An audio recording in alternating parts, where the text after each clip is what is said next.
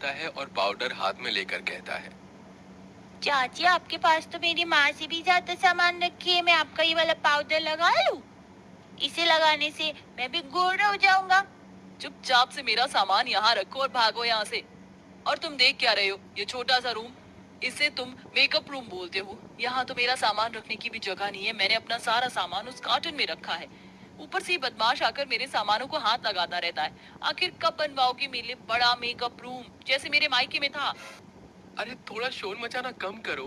अगर घर वालों ने सुन लिया तो क्या सोचेंगे? भाभी भी तो पिछले 10 सालों में इसी अपने छोटे से मेकअप रूम में एडजस्टमेंट कर रही है ना। उस गरीब की किस्मत अच्छी है कि ससुराल में उसे ये छोटा ही सही पर मेकअप रूम तो मिला, वरना मायके में तो उसके पास वो भी नहीं था। और ये अब मुझे दे दिया, पर मैं गरीब नहीं हूँ। आई बात समझ में?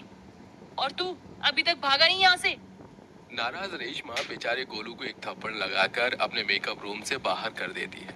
ये देख पूरा परिवार जमा हो जाता है। रेशमा, ये क्या बदतमीजी है? तुम्हारी हिम्मत कैसे हुई मेरे बेटे को मारने की? आपके बेटे ने मेरी नाक में दम कर दिया है। एक तो मेरा इतना छोटा सा मेकअप रूम है, उसमें मेरा दम घुटता है, और ये आकर मुझे और परेशान करता है। अब मैं उस छोटे से मेकअप रूम में और तैयार नहीं हो सकती। मुझे वो गेस्ट रूम चाहिए। उसे मेकअप रूम बनाओ मेरा, नहीं तो मैं मायके चली। माँ रेशमा सही कह रही है। इतना छोटा सा मेकअप रूम है, उसे स्टोर रूम बना दो। घर में हो रहे रोज कलेश की वजह से शांति गेस्ट रूम को मेकअप रूम में बदलने का फैसला लेती है। भैया, यहाँ पर मेरा बड़ा सा शीशा लगेगा और लाइट भी बड़ी होनी चाहिए सारी। और हाँ, यहाँ पर कुछ ड्रॉर बना दो और ये कबर्ड होना चाहिए और इसमें लॉक वाला सिस्टम भी रखना। रेशमा, तुम तो बहुत अच्छे से इस मेकअप रूम को तैयार करवा रही हो, और तुम्हारा ये मेकअप रूम तो बहुत ज्यादा बड़ा है। यहाँ तो हम दोनों का सामान आ जाएगा। एक बार ये मेकअप रूम बन जाने दो, फिर हम दोनों देवरानी जेठानी से आराम से यूज करेंगे। क्या कहा आपने? दोनों देवरानी जेठानी? आपने अपनी शक्ल देखी? आप जैसे गरीब कभी भला इतने बड़े मेकअप रूम में नहीं रह सकते। मेकअप रूम तैयार होने से पहले ही कविता रेशमा को अपने मेकअप रूम में आने से मना कर देती है और ये बात रेशमा को बहुत बुरी लगती है, जिसके बाद वो उसी अपने छोटे से मेकअप रूम में जाती है जो रेशमा को दिया गया था। रेशमा को तो मेकअप की ABCD भी नहीं आती, और उसके लिए इतना बड़ा मेकअप रूम। और यहाँ मैं 10 सालों से माँ जी से सिर्फ अपने मेकअप रूम में कुछ ड्रॉर बनवाने के लिए कह रही हूँ, पर माँ जी ने मेरी एक नहीं सुनी और ये देवरानी के आते ही इसे दे दिया। और जब उसके लिए बड़ा मेकअप रूम बन रहा है तो मुझे ये दोबारा दे दिया, पर ये बहुत छोटा है। इस वजह से मुझे आज अपना आधे से ज्यादा मेकअप का सामान, मशीन अपने कमरे में और नंद जी के कमरे में रखना पड़ा है। कविता अपना छोटा सा शीशा, कुछ ड्रॉर और नॉर्मल चेयर देखकर परेशान होती है। कुछ ही दिनों में रेशमा का मेकअप रूम बनकर तैयार हो जाता है और अब वो तैयार होने के लिए अपने मेकअप रूम से बाहर से मेकअप आर्टिस्ट को बुलाकर तैयार होती है। ऐसे ही एक दिन, अरे, आ गई आप? कब से मैं आपके आने का इंतजार कर रही थी। आइए, बहुत बड़ा मेकअप रूम है मेरा। आज मेरा फेशियल और नेल एक्सटेंशन कर दीजिए। रेशमा, ये काम तो मुझे भी आता है। क्यों फिजूल के पैसे खर्च कर रही हो? माना कि तुम अमीर हो और कुछ पैसे बचाना भी तो सीखो। रहने दीजिए जेठानी जी, बहुत अच्छे से जानती हूँ मैं आपको। आप मेरे बड़े से मेकअप रूम में आने का बस मौका ढूंढती हैं। रेशमा की ऐसी बातें सुनकर कविता अपने कमरे में जाती है जहाँ पूजा आती है और अपनी भाभी से बोलती है, भाभी, जब से रेशमा भाभी का बड़ा मेकअप रूम बना है, वो तो अपने मेकअप रूम में ही बैठी रहती है। मुझे फेशियल करवाना था, आप मेरा फेशियल कर दो ना। पिछली बार की तरह मत करना। पूजा, एक बार मेरा मेकअप रूम देखा है? ये कितना छोटा है, सही से 2 इंसान खड़े भी नहीं हो पाते। और शीशा भी इतना छोटा है, लाइट भी नहीं लगी। ऊपर से फेशियल करने के लिए जब मैं चेयर घुमाती हूँ तो मुझे चोट लग जाती है। एक काम करो, मैं तुम्हारे कमरे में ही तुम्हारा फेशियल कर देती हूँ। यहाँ से ज्यादा रोशनी तो तुम्हारे कमरे में है। अब कविता अपनी नंद को फेशियल उसके कमरे में जाकर करती है। इसी तरह कुछ दिन बीत जाते हैं और एक दिन शांति के कुछ मेहमान आते हैं और घर में कमरा न होने की वजह से शांति रेशमा से कहती है, बहू, तेरे कहने पर मैंने गेस्ट रूम को तेरा बड़ा मेकअप रूम बना दिया। अब तू बता, मैं अपने मेहमानों को कहाँ रखूं? माफ करना माँ जी, उस वक्त मैंने कहा होगा, पर आप खुद सोचिए ना। अगर मैं अपना कमरा आपके मेहमानों को दे दूंगी तो क्या मैं अपने मेकअप रूम में सोने के लिए जाऊंगी? तो भाभी, आपका मेकअप रूम बहुत बड़ा है, हम वहीं 2 गद्दे लगवा देते हैं। अरे, तुम्हारा दिमाग खराब हो गया है क्या?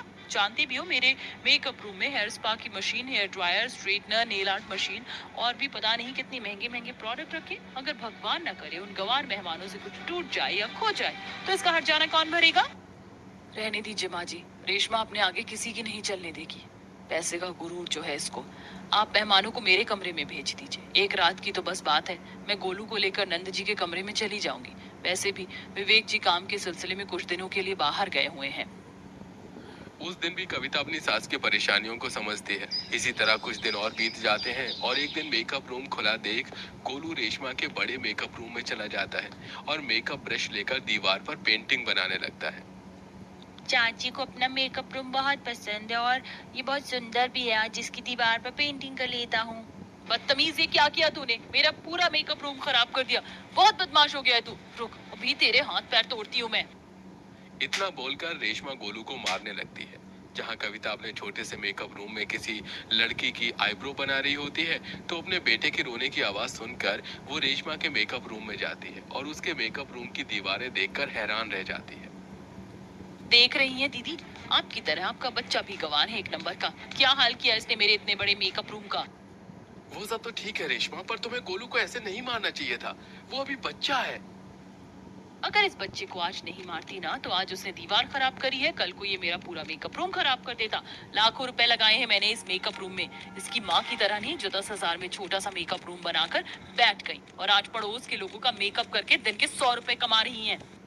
बस बहुत हो गया रेशमा, मैं अपने दम पर कुछ पैसे कमा पाती हूँ, तुम्हें तो कुछ आता भी नहीं है और बाहर के आर्टिस्ट को बुलाकर अपने बड़े से मेकअप रूम में तैयार होती हो। और गोलू तू खबरदार, अगर अब से इस मेकअप रूम में तूने कदम भी रखा। मेकअप रूम को लेकर दोनों देवरानी जेठानी में तकरार हो जाती है। इसी तरह कुछ दिन बीत जाते हैं और वो दोनों एक दूसरे से बात करनी बंद कर देती हैं। ऐसे ही एक दिन बहू, रात को हमें पार्टी में जाना है तो तुम सब टाइम पर अच्छे से तैयार हो जाना। रेशमा भाभी, जब से आपका मेकअप रूम बना है आप इसी में तैयार होती हो, एक दिन मुझे भी इसमें तैयार होने दो ना। मेरा मन होगा तो करवा दूंगी तुम्हें भी तैयार, वरना तुम्हारी प्यारी बड़ी भाभी तो है और उनका छोटा सा मेकअप रूम, उसमें ही हो जाना तैयार। घमंड में चूर रेशमा इतना बोलकर वहां से चली जाती है और शाम को पार्लर वाली को बुलाती है। और जब पार्लर वाली उसके मेकअप रूम में सामान लेकर आती है तो उसका बड़ा सा मेकअप रूम देखकर हैरान हो जाती है। हे भगवान, इसका मेकअप रूम तो मेरे पार्लर से भी बड़ा है। वहाँ तो वो सारी मशीन रखी है जो मेरे पार्लर में नहीं है। मैं बेकार ही अपना सामान लेकर आई। यहाँ तो काफी महंगे सामान है। क्यों मेरा मेकअप रूम देखकर हैरान रह गई ना। अब मेरे मेकअप रूम को घूरना बंद करो और जल्दी से मेरा मेकअप करो। 8 बजे हमें पार्टी के लिए निकलना है। वो लड़की अब रेशमा को तैयार करने लगती है और उसके चेहरे पर ब्लीच करती है, जिस वजह से कुछ देर रेशमा आंख बंद करके बैठी होती है। तो इसी बीच लड़की हेयर स्ट्रेनर, फाउंडेशन जैसी महंगी महंगी चीज चोरी कर लेती है और मेकअप करके समय से पहले बिना पैसे लिए वहां से जल्दबाजी में चली जाती है। अरे बड़ी अजीब लड़की है, बिना पैसे लिए इतनी जल्दबाजी में यहाँ से चली गई। मैं तो टाइम पर तैयार हो गई। एक बार सारा सामान देख लूं, फिर मेकअप रूम में ताला लगा दूंगी, वरना वो गोलू का बच्चा आकर फिर कुछ गड़बड़ी कर देगा। इतना बोलकर रेशमा अपना सारा सामान रखने लगती है। तभी वो देखती है कि उसका कुछ सामान गायब है और वो रोती हुई अपनी जेठानी के मेकअप रूम में जाती है और उसके मेकअप रूम में तलाशी लेती है। लगता है उस लड़की ने मेरा मेकअप सामान चोरी तो नहीं कर लिया है। भगवान, लाखों का सामान था मेरा। कोई बात नहीं रेशमा, शांत हो जाओ, मैं अभी घर वालों को बताती हूँ। कविता ये बात घर वालों को बताती है, जिसके बाद निखिल रेशमा को डांटते हुए कहता है, और कर लो अपनी मनमानी। अगर तुम भाभी से तैयार होती तो तुम्हारा एक भी सामान चोरी नहीं होता। भाभी गरीब है लेकिन चोर नहीं, पर तुम्हें तो घमंड था अपने बड़े से मेकअप रूम पर। अब चिंता मत करो, मैंने पुलिस को इन्फॉर्म कर दिया है। बस तुम पार्लर वाली का नंबर दे दो, वो उसको पकड़ लेंगे और अभी पार्टी में चलो। इतना बोल पूरा परिवार पार्टी में जाता है और कुछ देर में पुलिस वाले उस पार्लर वाली को पकड़ लेते हैं। माफ करना, मैं चोर नहीं हूँ, पर थोड़ी लालच में आ गई थी क्योंकि मैं बहुत गरीब हूँ। इतना महंगा मेरे पास भी सामान नहीं था और मेरी माँ बहुत बीमार है। मैंने सोचा क्यों ना कुछ सामान बेचकर अपनी माँ का इलाज करवा लूं। हाँ प्लीज मुझे माफ कर दीजिए। बहू माफ कर दे, बेचारी मजबूर थी। और कर लो भाभी घमंड पैसे का। उस दिन सबके कहने पर रेशमा उस लड़की को माफ कर देती है। साथ ही साथ उसे अकल आ जाती है, जिसके बाद वो खुद घर जाकर अपनी जेठानी का मेकअप का सामान लेकर अपने बड़े से मेकअप रूम में जाती है और उस दिन के बाद दोनों देवरानी जेठानी एक ही मेकअप रूम का इस्तेमाल करती।